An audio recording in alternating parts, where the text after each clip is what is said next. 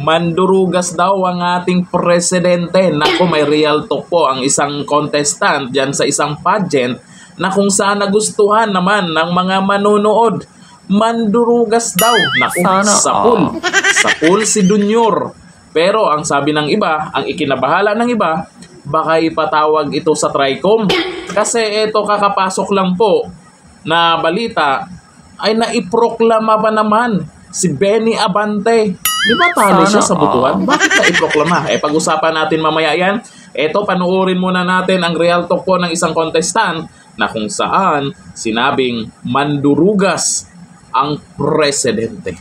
Eto, panuorin natin. Mula sa bansang 20 ang bigas, maalang gas, pamasahe mataas, patay sinipatas, presidente mandurugas, Pilipinas!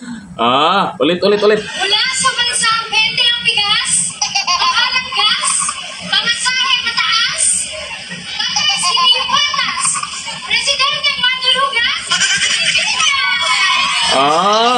At least Pilipinas. Di ba? Ay marami pong nag-agree diyan at may nabahala din po baka ipatawag ito sa TRICOM. Nako, real talk po 'yan yung sinasabi po niya.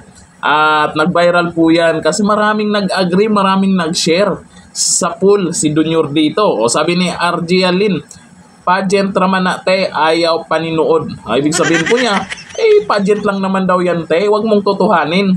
Tingin ng iba, totoo daw yung sinasabi, di ba? Sabi ni PG Bob, pag ako'y judge ni mo girl, daog jud ka na ako. Sa Tagalog po noon, manalo. Pag siya daw yung judge, ay talagang malanalo na. Itong nagsasabi itong nagre-real talk. Sabi ni Heli, natumpak mo. Ay, daming nag-agree. Sabi ni Dindo Kompleto, natumbok mo. Sabi ni Carla Kabatbat, natumbok mo neng.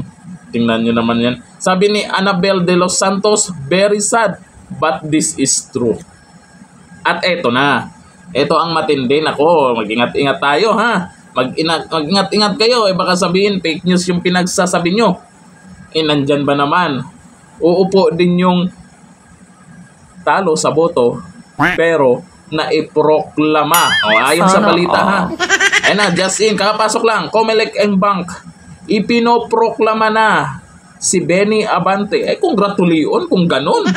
Diba? Yung isa nanalo, walang kalaban. Si Lolong, si Lalay ba? Si Lalay. Naiproklama dahil walang kalaban. Masaya kaya sila sa ganun? Tapos ito, naiproklama kahit hindi siya yung nanalo sa botohan. Masaya kaya sila sa ganun? Gayon pa man, congratulations pa rin. Ipinoproklama na si Benny Abante bilang kwalipikadong kandidato at duty elected na representative ng ika-6 na distrito ng Maynila. Naunsamantaan Sus, ito ay matapos mabasura ang motion for reconsideration ni Joey Chua Uy at tuluyang ipawalang bisa ng poll body ang proklamasyon nito. Di wow. Di wow. Sana nagkamali lang po ang balitang yan ha. Sana nagkamali lang. Pero sa balitang yan, may nagalit, may natawa. Yung karamihan po, nagalit dahil dito sa desisyon. May iba, natawa. Bakit natawa? Nakakatawa naman talaga yung hindi ikaw nanalo sa botohan, pero ikaw yung naiproklama. Sabi ni Ray Allen, napakabulok ng administrasyon ngayon. Kahit hindi pinili ng mga tao, pinipilit lumagay sa pwesto. Kayo na humusga ang mga taga-Maynila. Sabagay, kung kaya ng sikmura nila na magserbisyo, umupo sa upuan na hindi naman pinayagan ng taong bayan, nasa kanila na yon. Sabi ni Albi Wayan, kapal ng mukha talaga no. Pakapalan na lang talaga. Sabi ni Edamar, wag na lang sana mag-eleksyon para puro naman pa-disqualification. Pinagagawa nyo kayo na ang pumili ng inuupo mo, katarantaduan. Ang kasi dito, dapat umpisa pa lang, syempre pag nag-apply ka sa Comelec, di ba?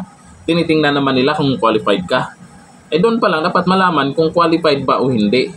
Natapos na ang eleksyon, may binoto na ang taong bayan, tinalo na po si Benny Abante sa botohan, Pero malaman natin sa huli, si Benny Abante pa rin ang congressman. Pero Sana ulitin ko, congratulations kay Benny Abante. O ikaw, kahit hindi ka taga Manila, siyempre, nasa Tricom po yan. Kahit hindi po taga Manila at kayo po'y napag-initan, baka ikaw ipatawag din dyan. Ako naman, tuloy pa rin ang Tricom yan. Abangan. Hanggang dito na lang. Thank you. Bye-bye.